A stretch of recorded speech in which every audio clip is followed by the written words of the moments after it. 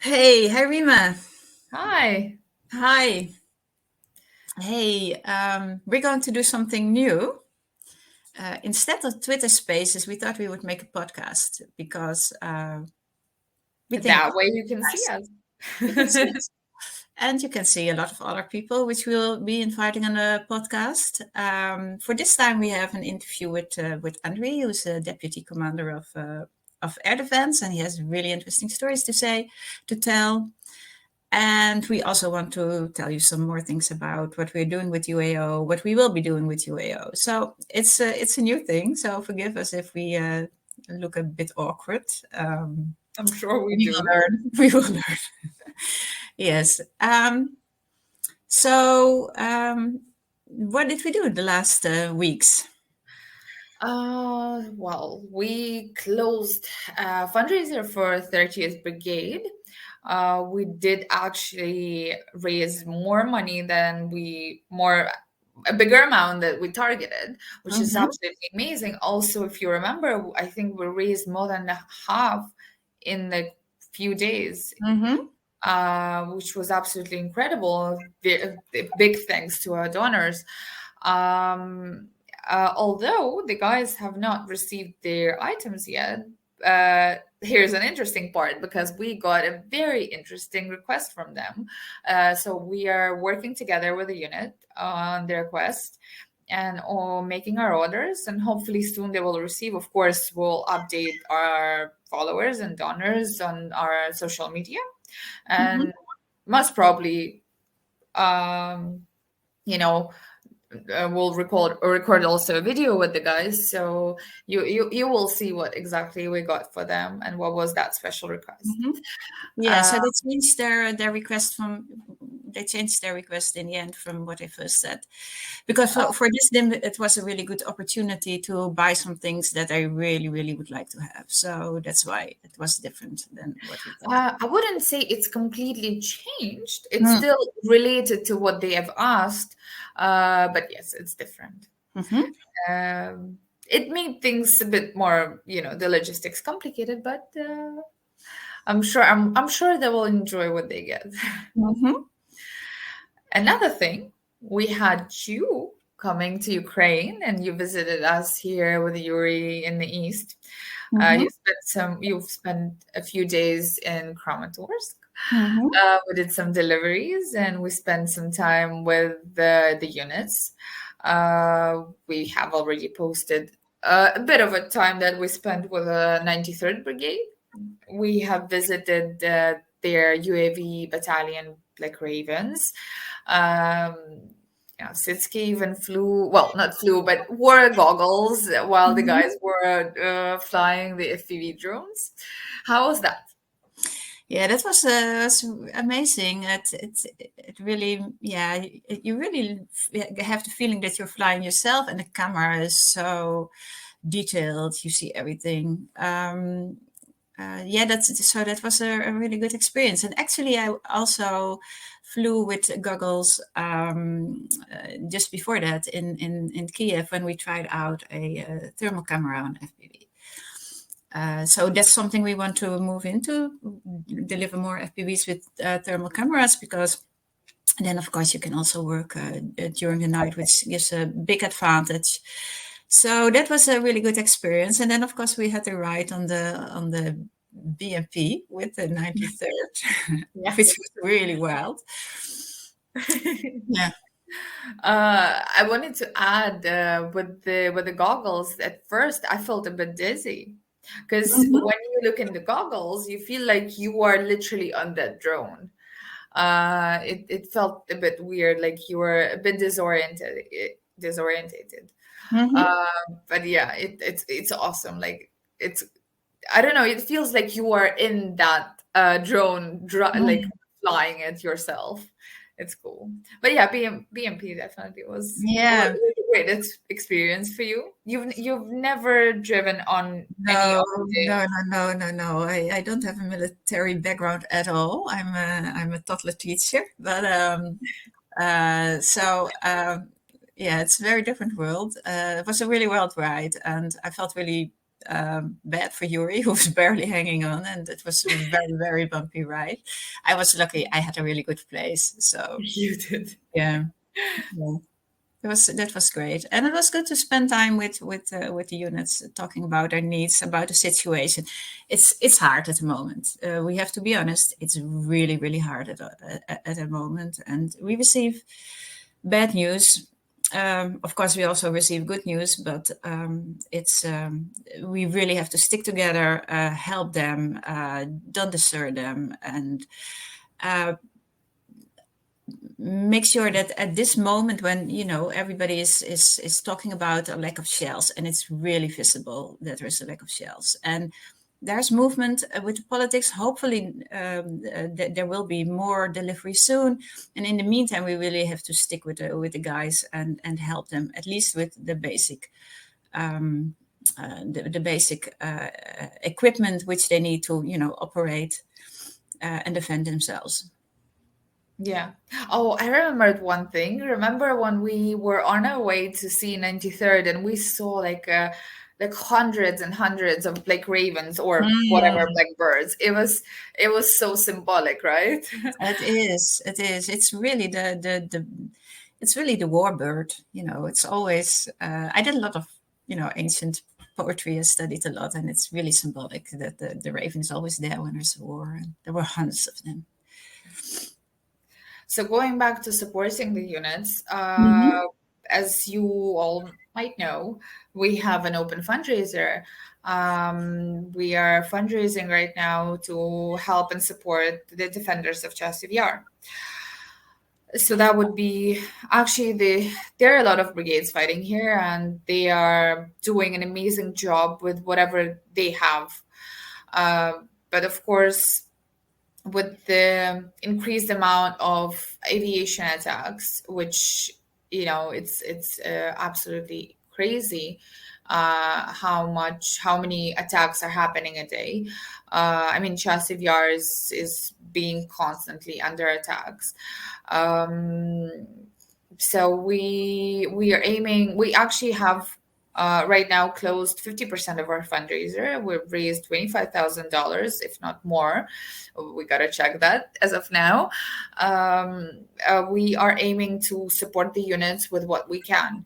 That would be starting from the basic equipment that they need and they have lost during the attacks to, Starlink, Sekaflows, of course, the reconnaissance drones, anything they would need to defend the city, because the importance of that city is absolutely crucial. So Chasiv Yar is located in the outskirts of Bakhmut, and it opens up the roads to, well, it opens up actually the important road to Konstantinivka. And then from Konstantinivka, there is an open road to Kramatorsk, which Russians have been claiming theirs for like 10 years. So of course they're aiming to come to Kramatorsk. That's what our officials are also saying. The aim is Kramatorsk. The same thing is happening on Avdiivka and Mariinka direction, where they also would have, if they take Kurakhove, they would have a road to Konstantinivka. So they're trying to take, actually, there's also another road from Terny, which would also open the road from Liman to Slavyansk to Kramatorsk. So the whole plan of Russians seems like they're trying to take Kramatorsk from 3 different directions, which would then, if Kramatorsk falls, it opens the roads to Dnipro and Kharkiv, basically opening the road to Russians to central Ukraine, which is very dangerous. Mhm. And so this fundraiser will definitely help our defenders, hold the front lines together, and hopefully not make up for the lack of ammunition, but at least support them while there is a lack of ammunition happening. Yeah, at least make them operate. What they can do with the reconnaissance and having the night vision to not be surprised by attacks. at night. It's very important. And it's the basic equipment which they are lacking now because of all the attacks. A lot of stuff gets destroyed, and we hear that, and it almost feels like we're back at the early days. The amount that is just missing. So it's disheartening, and at the same time, any day things can happen. Any day the balance can shift again. But until that time, we really have to support them and give them what they need. Also, I don't think, for me it was, when I came to Kramatorsk, I didn't realize it's a really big place. It's a really big place, so it's different than, I think, than all the other Avdiivka and all the Yeah, places it's you much mentioned. bigger than Bakhmut, Avdiivka, Mariinka. Yeah, it's like one of the major places of the east, and if that will fall, it will create such a stream of refugees. For example, again, it will be utter chaos. So it's also on a higher position. It really overlooks the area around. So it's like a high place and a really big place. So And it's also, we shouldn't forget the important. logistics. Yeah. The last train stop actually is in Kramatorsk, and well, I'm not gonna go into details to not harm our defenders. Yeah. So of all the fundraisers I've done, I think this is one of the most important ones. If you see at the timing, it's really, really essential. And there are more essential places, and hopefully we will be able to help there as well. But first, we focus on Chasiv Yar. So let's go to the interview with Andrii now, which I recorded like a week ago. So we play that, and then we will come back after the interview to conclude this podcast. Hey, Andrii, nice to see you. Nice to see you. Hello. Hello. Hey, can you introduce yourself? Yes, hello everyone. My name is Andrii. I'm Major of Air Force Air Defense Ukraine Air Forces, and currently I'm serving in Ukrainian Army. Okay, hey, and how did that come about? Tell me something about how you came to join the army.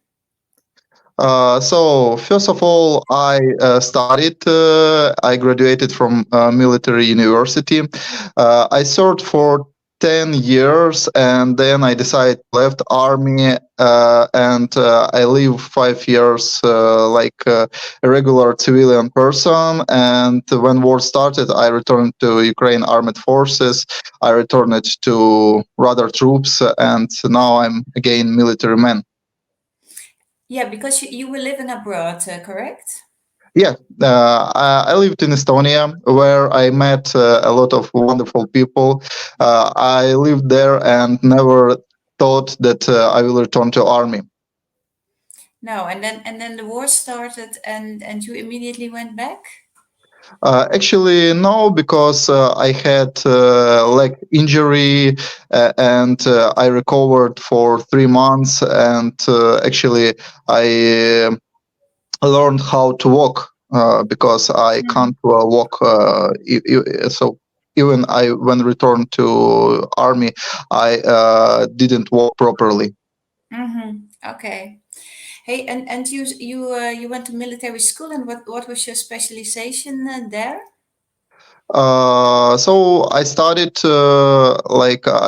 I learned radars.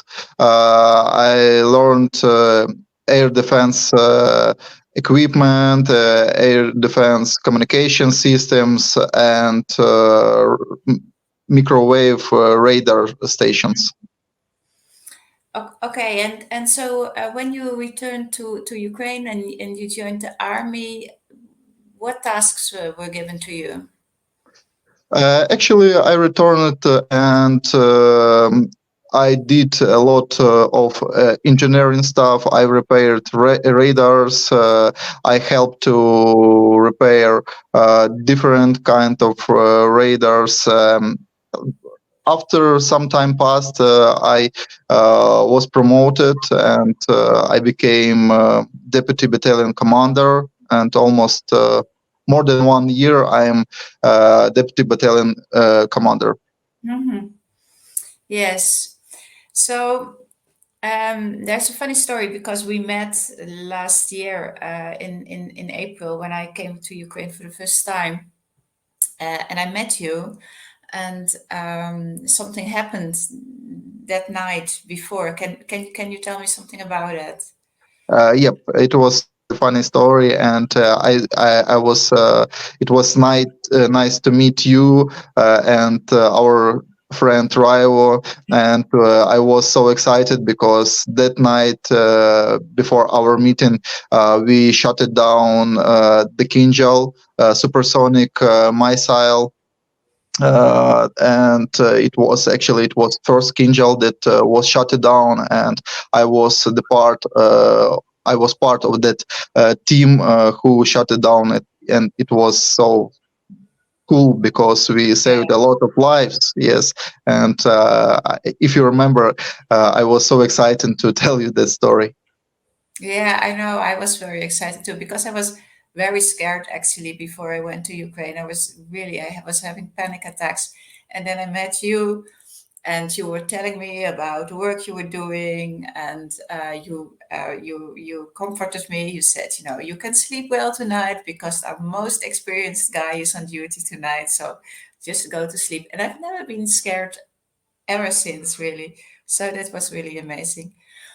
Yep. Hey, but can you tell me something more? Because this Kinzhal was like a new weapon. Everybody was afraid for it. That it was people thought that there would be no defense against the Kinzhal. So can you tell me something more? How you prepared for it? Uh, what happened at that time when it was shot towards Kiev? Yeah. Moreover, I want to tell that next days, like on next my duty, I was also part of the team that we shut down 6 Kinzhals the same day. So like. Actually, that is Russian propaganda. That it is newest weapon that nobody can shut down, and that is only propaganda. Like Ukrainian air defense soldiers, officers, they are very experienced and very skilled. Just give us newest weapon and we will use it for 100%.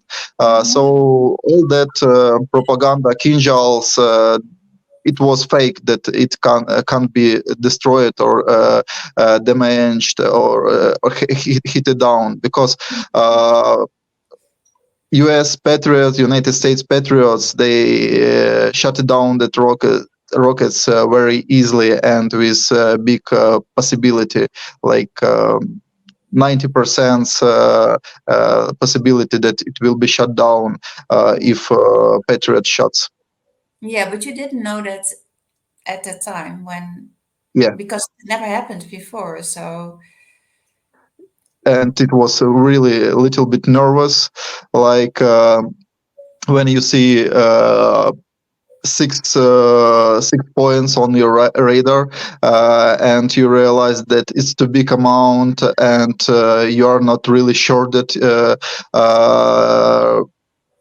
air defense artillery will shut it down, but hopefully guys shut it down and prove it that we can do that. We can protect Kiev. We can protect our people, and you as volunteer that came to Kiev. So yeah, yeah. we tried, and we're trying to do our best. Mm-hmm. Yeah, and one of the things, of course, is the quantity of the missiles that Russia uses all the time with these really really big attacks, and they try to exhaust the air defense. How does the army make sure that that doesn't happen? Depends. Like we had some old Soviet Union rockets on stock, but Russians launch a lot of different types of rockets and drones, remote control drones, and we spent a lot of rockets. But Ukrainians are very interesting people. They trying to improve, to develop something, and together with United States military guys, military scientists, like they developed that. I forgot how it calls that system, Frankensem, artillery system that system used Soviet radars, Soviet carriers, but United States rockets. I believe that is Sea Sparrow. And actually, Ukraine Air Commanders, Air Headquarters, they created a lot of mobile fire groups. I believe you already seen that guys that moving around on cars, on trucks with heavy machine guns, and they hunting on Shahed, that drones, that remote control drones, and depends what kind of rocket or drone Russia launched. We work in both cases. Rockets, we shut it down with that Frankensem rockets, and Shahed's mobile fire groups, they are hunting on them and shut it down. And that's all. So yes, what I read is, and that was, I found it scary, but maybe you can tell me more about it, is that the Shaheds are now painted with a different color to make them more invisible. Has that had an effect on the way you shoot them down, or the percentage that you are able to shoot down? Actually, it's not really difficult to find them on a radar monitor. It's easy, but it's difficult to find them for mobile fire group. At the night sky, you should find something dark, and you can search just for the noise of Shahed. And actually, Russians modificate some emission tube that there is a different noise, but guys, they do really good things, they use that powerful lights, they use thermal cameras and laser points, so it's not impossible to find it. So we know each other for a longer time. UAO has also helped your unit. We met you via RIVO. We work with the RIVO a lot. RIVO is very interested in helping air defense as well. And one of the things we supplied to you earlier was a thermal camera. You asked for a thermal camera. Why was that? The one thing, we use old Soviet equipment, and it was not possible to use surface to air missiles at the night time, because they doesn't have night aim, and you can't find any missile or drone at the night. We requested Ukraine aid operations about thermal cameras, because we developed one thing, one mountain that we can mount thermal cameras on surface-to-air missiles. And even now we're working on a special mountain for machine gun, and we will mount thermal cameras on all that stuff. So for mobile fire groups, it's easier to find that drones and even missiles at the time using thermal cameras that you provide us. Yeah, and you told us also it is sometimes easier for you if you want to experiment with something, to ask it from like a volunteer group, because you can get it quicker and you can experiment with things you maybe did Yes. not know if it will work or not, but at least you can find out. And sometimes it works, sometimes it doesn't. So we were really proud that we could help you with that. Yep. And Yeah. actually, I want to add one thing, that we had almost successful use of Igla system, that surface to air missile, but like when we used thermal camera, it was twice. But because of that was like we catch rocket, and we shoot it. We try to shoot, but the Igla system is very old Soviet system, and rocket simply just not went out from the tube, so the rocket didn't launch, unfortunately. But because we used thermal camera, we can catch in the aim at the night time that rocket, and we were very upset because of all Soviet weapons. Yeah, I understand. Hey, so can you tell me about some more successes you have had over the 1.5 years already you are working almost?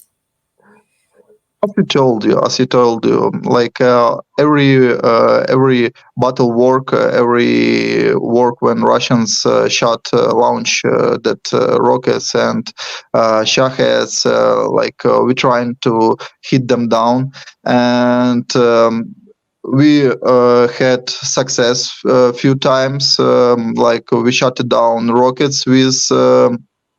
You used all Igla systems, and one of my subordinate, he is famous fairy tale writer in Ukraine, and he shot down cruise missile. It was last year. It was fall time, and but he tried 3 times to shut down.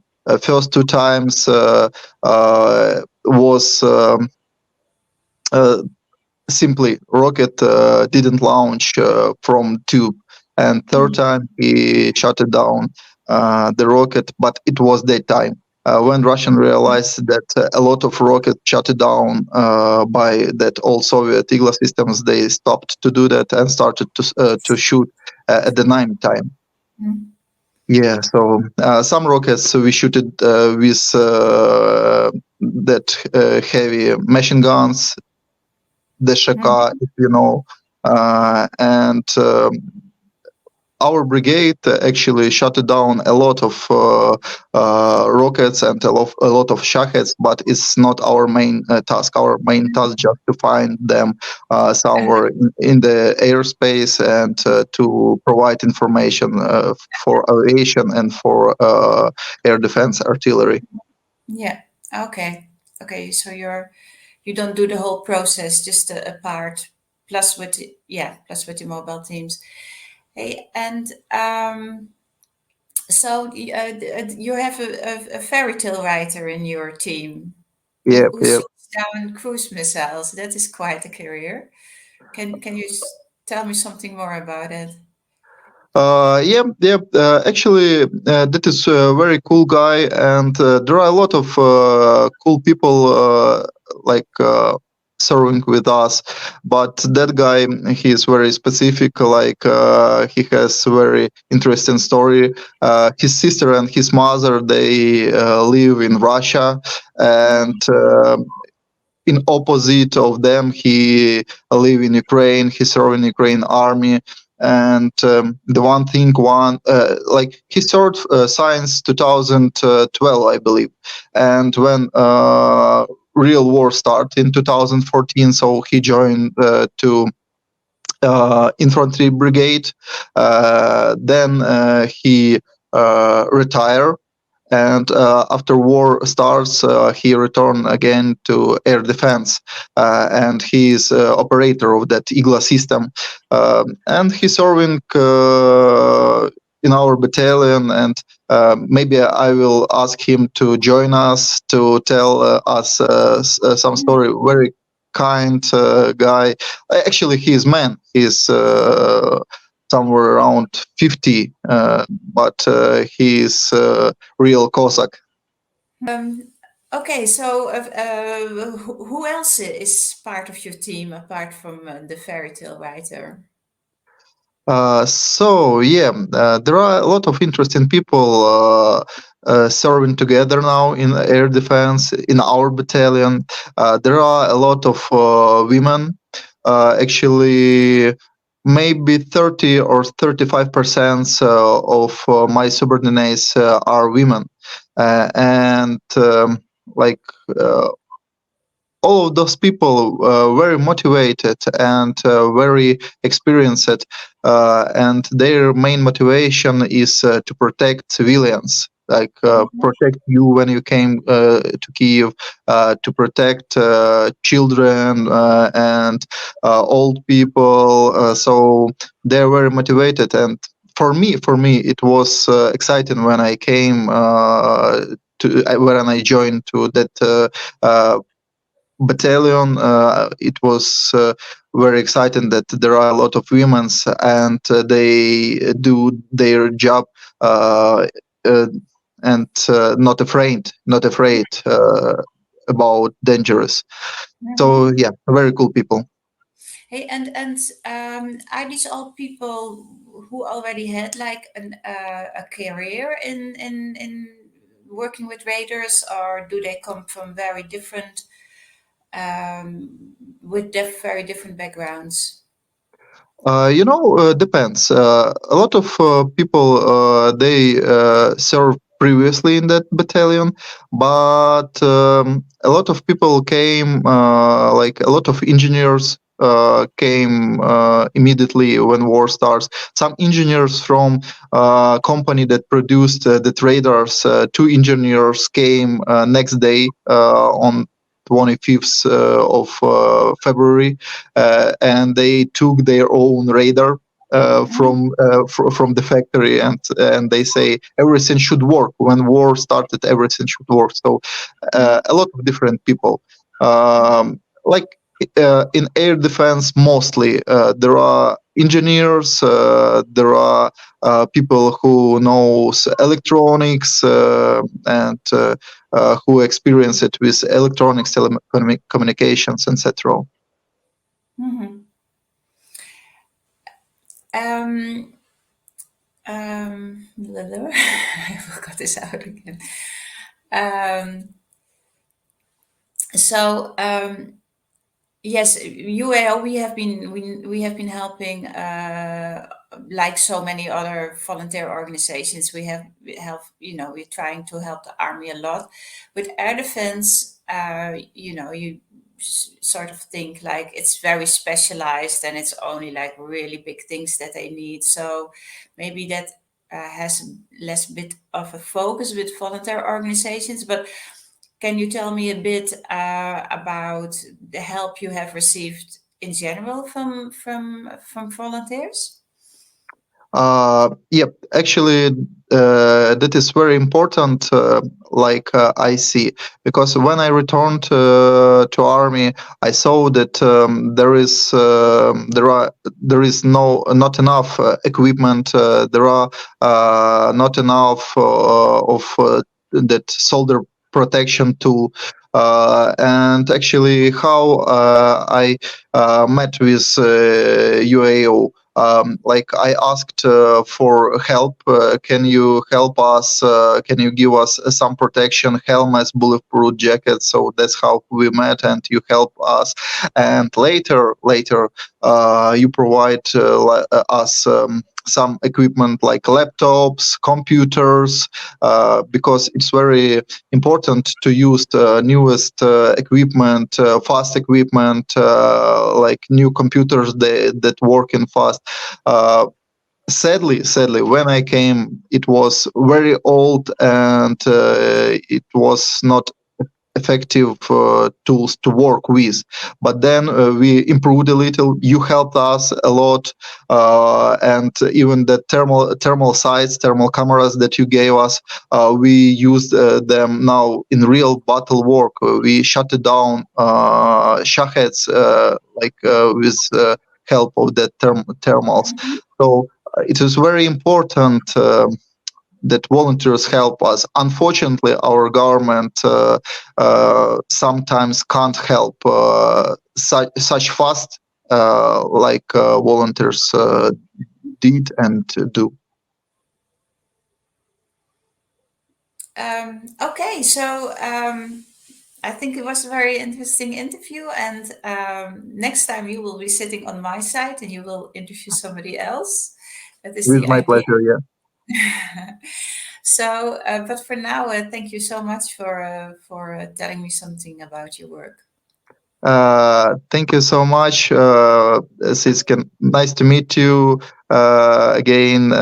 Thank you for all your friends, all your volunteers, for all that big family, for all that big team that supports us. Thank you. Thank you. Selamat. Bijna. Bye. Heroin slava. Bye. Well, I hope you enjoyed the interview with Andrii, who is a deputy battalion commander in the air defense forces. We'll And be I hope seeing, we'll be seeing more of Andrii because he will be a regular cooperator for us on this podcast. He will also be helping us to find really interesting people to interview and also doing interviews himself. So you will be seeing more of him. oh yes, and Andrii has a lot of ideas, Mm-hmm. which I am looking forward to. So yes, we hope you did enjoy the podcast. Another thing, we did already update you guys on what we did in the past week, and what is going on now in a sense of what's happening on the front lines and what UAO is focusing on right now. So please don't forget to remind the world on what's happening in Ukraine. And bear in mind, we have the fundraiser open for defenders of Chasiv Yar. Honestly, any amount counts. And as I say, any donation is better than nothing. Certainly. So see you next time.